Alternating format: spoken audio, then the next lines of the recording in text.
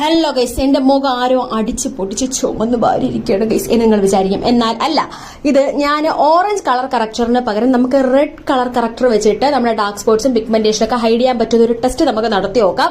Okay, അപ്പൊ അതിനുവേണ്ടി എന്റെ കയ്യിലുള്ള ഒരു റെഡ് ലിപ്സ്റ്റിക് എടുത്തിട്ടാണ് ഞാൻ പിഗ്മെന്റേഷൻ ഉള്ള ഭാഗത്തും ഡാർക്ക് സ്പോട്ട്സ് ഉള്ള ഭാഗത്തും എല്ലാം അപ്ലൈ ചെയ്ത് കൊടുത്തിട്ട് എന്തുകൊണ്ട് കൈ വെച്ചിട്ട് ഇങ്ങനെ ബ്ലെൻഡ് ചെയ്ത് കൊടുക്കുന്നുണ്ട്. എത്രത്തോളം കവറേജ് നമുക്ക് കിട്ടും എന്നുള്ളതൊന്ന് ടെസ്റ്റ് ചെയ്ത് നോക്കാം അല്ലെ.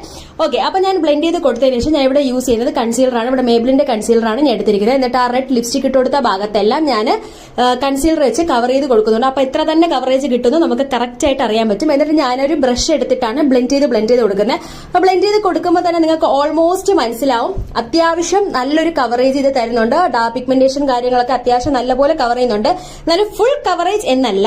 എന്നാൽ എനിക്ക് കുറച്ചുകൂടി ഇഷ്ടം ഓറഞ്ച് കളർ കറക്ടറാണ്. പക്ഷെ ഓറഞ്ച് കളർ കറക്ടർ നിങ്ങളുടെ കയ്യിൽ ഇല്ല എന്നുണ്ടെങ്കിൽ നിങ്ങൾക്ക് തീർച്ചയായിട്ടും ധൈര്യമായിട്ടും ഈ ഒരു കളർ കറക്ടർ യൂസ് ചെയ്യാം. കുഴപ്പമില്ല, അടിപൊളിയാണ്. അപ്പൊ അത്രയേ ഉള്ളൂ. Okay, by.